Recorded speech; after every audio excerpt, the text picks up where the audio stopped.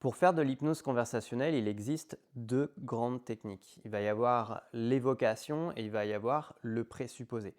On va partir d'une suggestion directe. Ce qui est intéressant en fait pour faire de l'hypnose conversationnelle, c'est de s'entraîner à faire un truc, c'est tu prends toutes les suggestions directes et en fait pour chaque suggestion directe que tu as, tu essayes de la transformer en évocation.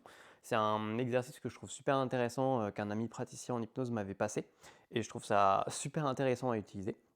Et si je devais par exemple te donner un exemple, si je devais te donner un exemple, ce serait celui-là. On va partir d'une suggestion directe, je pense que ça va te faire marrer d'ailleurs. On va prendre la suggestion directe: «Abonne-toi à la chaîne YouTube». Ça va être une suggestion directe. Je pourrais le faire en mode: «Abonne-toi à la chaîne YouTube». Mais bon, vu que la plupart des gens, ils aiment bien leur libre arbitre et qu'ils aiment pas qu'on leur dise ce qu'il faut faire, il y a moyen en fin de compte que certaines personnes résistent et du coup, le fassent pas. Par contre, on va pouvoir utiliser une évocation et le faire de façon indirecte. Je pourrais le faire de cette façon-là. Souvent, les gens, ils vont regarder deux, trois vidéos avant de finir par s'abonner à la chaîne. Là, qu'est-ce que j'ai fait là-dedans? En fait, j'ai placé en quelque sorte 2-3 ratifications qui prendront forme à un moment donné. C'est-à-dire qu'en fait, si à un moment donné tu regardes deux, trois vidéos, ça va valider la suggestion. Et derrière, je vais placer un présupposé. Je vais dire, par exemple, avant de s'abonner. Et c'est vrai que c'est le cas en fin de compte. C'est-à-dire que là, je suis en train d'évoquer, et en plus, ça a un effet un peu de, on a envie de dire un peu d'un effet de lieu commun, parce que c'est vrai en fin de compte. N'importe qui s'abonne à une chaîne YouTube, souvent, elle va regarder 2, 3, 4, 5 vidéos avant de s'abonner, ce qui est normal. Moi-même, je le fais quand je m'abonne à quelqu'un. Ça pourrait être une première évocation. Je pourrais aussi l'utiliser en partant de moi. Par exemple, ça donnerait, je sais pas, moi, quand je découvre un youtubeur que je trouve intéressant, et d'ailleurs, ça m'est arrivé il y a même pas une semaine, j'ai commencé à regarder des vidéos de ce qu'il faisait, il en faisait en web marketing, puis en fait, j'ai regardé une première vidéo, puis une deuxième, puis une troisième, puis je dis: «Ah ouais, putain, c'est intéressant ce qu'il fait et tout», et puis j'ai fini par m'abonner parce que j'avais envie de rester au courant sur les prochaines vidéos qu'il ferait. Là, on a encore une évocation. Je pourrais le faire d'une autre façon aussi. Je pourrais très bien dire, je sais pas, moi j'ai un ami qui a une chaîne YouTube et souvent les gens, quand ils le découvrent, ils vont regarder quelques vidéos, ils vont trouver ça intéressant et certains finissent par s'abonner. Là, on est aussi sur de l'évocation. Du coup, on est sur un phénomène qui est indirect. En gros, une évocation ou ce qu'on va utiliser en effet en hypnose conversationnelle avec le présupposé, c'est qu'on va raconter des histoires. On va raconter des anecdotes. Si je devais, par exemple, imagine, on va prendre ça. Imagine, j'ai un ami et je le vois pendant que je suis en train de boire un café et en fait, on discute et au fur et à mesure qu'il me parle, je me rends compte que, il m'explique qu'il se sent un peu perdu en ce moment dans sa vie, qu'il sait pas quoi faire, qu'il est perdu, qu'il sait plus où il en est, et cetera, et cetera, et cetera, et que ça fait 2 3 mois que ça dure. Je pourrais lui dire frontalement et de façon directe: «Pars en voyage». Mais ça va peut-être pas fonctionner. Par contre, je pourrais le faire différemment et je pourrais évoquer et lui dire: «Je sais pas, tu sais, moi, je me souviens en 2023, j'ai eu une période en début d'année, je me sentais pas super bien et en fait, j'avais besoin, de prendre l'air et de voir autre chose.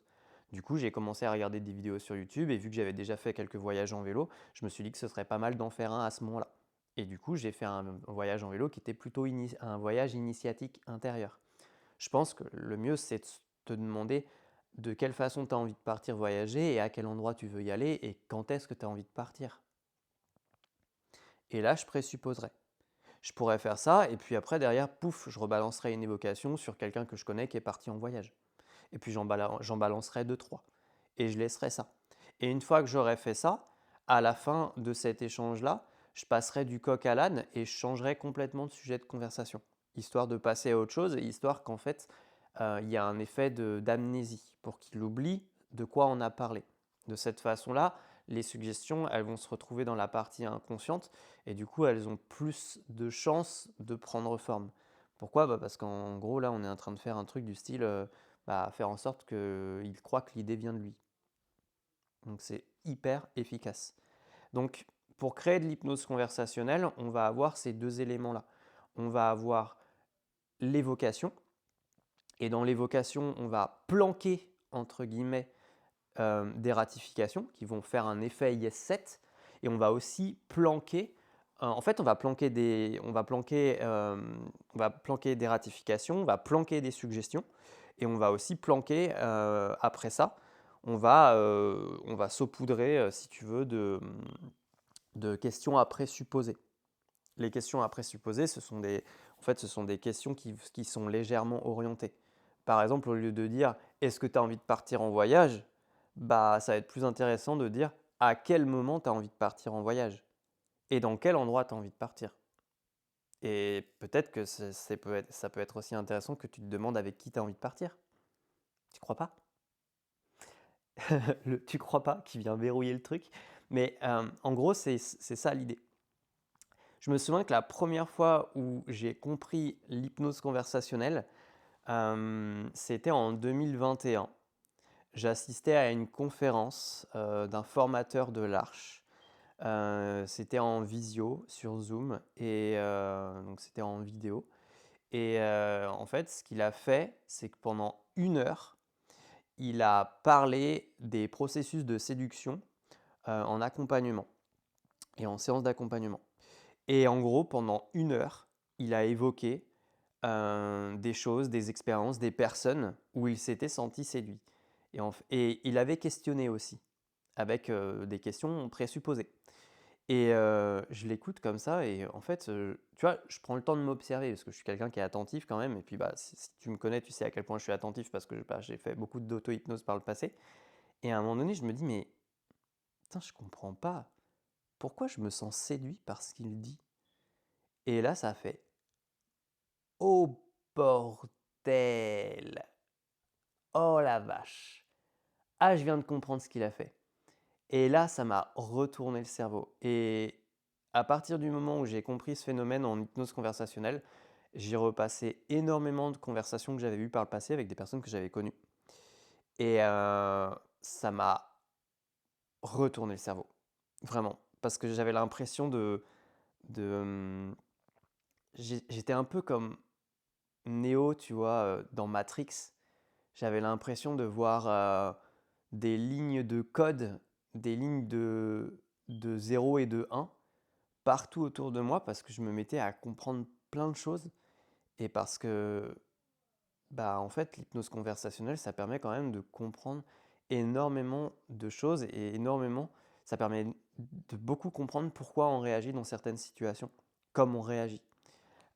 Et des anecdotes comme ça, j'en aurais plein, à te partager et qui m'ont vraiment, bah, énormément surpris et dans l'hypnose conversationnelle, il y a vraiment ces 2 éléments-là et crois-moi, dans les prochains jours, je vais te faire des vidéos où tu vas énormément comprendre de choses sur l'hypnose conversationnelle et tu vas énormément comprendre de choses, hem, dans plein de domaines, parce que l'idée là, que j'ai en parlant de tout ça, c'est de donner un petit peu un coup de pied dans la fourmilière entre guillemets et de montrer aux gens: «Hey, arrêtez vos conneries en fait. Tout ça, c'est un phénomène qu'on appelle l'hypnose conversationnelle, ce que vous faites, ni plus ni moins». Voilà. Souvent, quand les gens ils regardent mon contenu et qu'ils trouvent ça super intéressant et qu'ils en apprennent beaucoup, notamment sur l'hypnose conversationnelle, certaines personnes finissent par s'abonner. En attendant, je te souhaite une agréable journée et on se dit à très vite.